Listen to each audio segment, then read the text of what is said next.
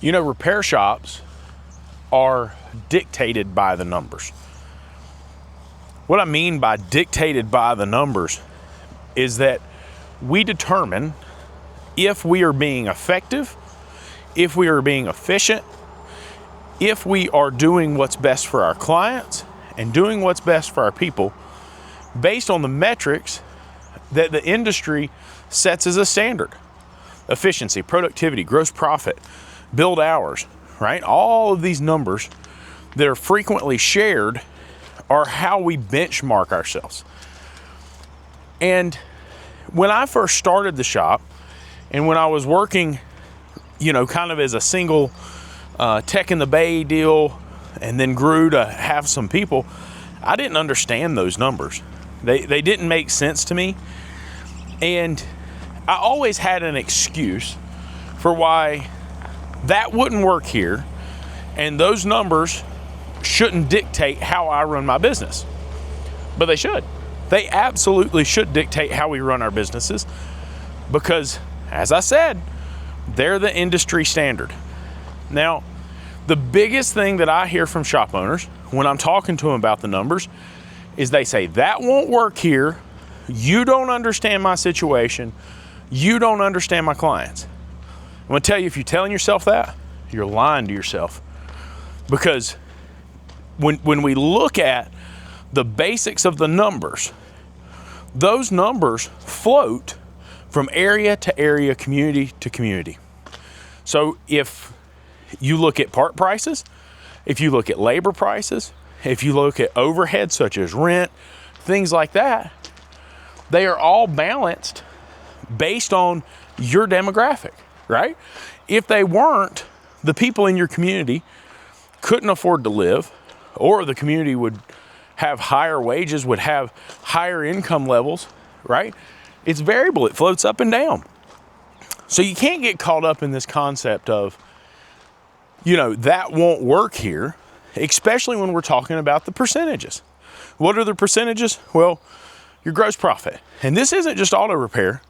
This is fairly standard for all businesses. You need at least 60% gross profit for your business to survive. It takes 60%.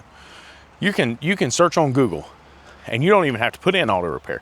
Search on Google and it's going to come up and it's going to say most businesses need 60%. 60% gross profit, not net profit, gross profit. And what is gross profit? After your cost of goods and the labor cost it takes to produce the outcome or the product, you take all of your cost out of that, your income less your cost, and that percentage of the total price, which is profit, is called gross profit. Now, when you take all your expenses out, that's net profit. I've heard a lot of different figures, a lot of different numbers, but most people will tell you that auto repair, the average right now is 4% net profit. Let that sink in for a minute. 4%. For every dollar you make, unless you're giving yourself a healthy paycheck, for every dollar you make, you're keeping 4% of that in the bank account for yourself. Now look, I'm gonna be honest with you. You can go out as a technician right now and get a job, $100,000 a year, no problem, if you're a good technician. Now, I'm gonna catch some flack for that. There's quite a few of you out there who are demanding high wages, and y'all ain't such great technicians. I'm not gonna call you wannabes. I'm just gonna say you ain't so great. Typically the ones who fuss about it, typically the ones who are always complaining about it, they're complaining because they've gone places, they've demanded a high wage, and that shop really quickly realized they couldn't afford to pay somebody that was lacking in skill and ability that kind of wage, right? I'm not trying to hurt feelings. I'm not trying to be mean to you. Just telling you. You know, other metrics. You need 70% gross profit on labor. A lot of people get upset about that. Oh, we should be paying the technicians 50%. Yeah, you used to. But one of the things that changed about that is the tax cost, payroll taxes and benefit costs went so much higher over the past few years that if you pay your technician 30% of the labor that they bill, by the time everything washes out, you're probably close to 50% that you're paying them. Parts, 60% gross profit, right? 55, 60, I typically run right in there. Tires, 30% gross profit. But one of the most important numbers is something called gross profit per billed hour. And you can actually use that number. You can take your expenses, you can do some calculations, and you can come up with the exact number that you need to run your business per hour on average, and it will help you understand if your business is profitable ticket by ticket. And at the end of the day, we're here to make money. I'm not trying to again hurt feelings, make people frustrated with me, but we're here to make money. And if we're not making money on a daily basis, then why are we doing this? Why wouldn't we just go get a job? It doesn't make sense.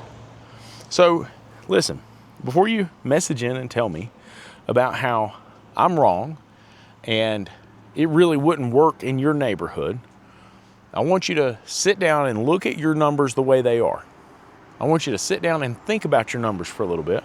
And I want you to tell me, is this sustainable? Are you actually making it? And if you are, God bless you, keep it up, keep doing a good job. That's all that matters. If you're happy with what your business is doing, hey bud, go do your thing.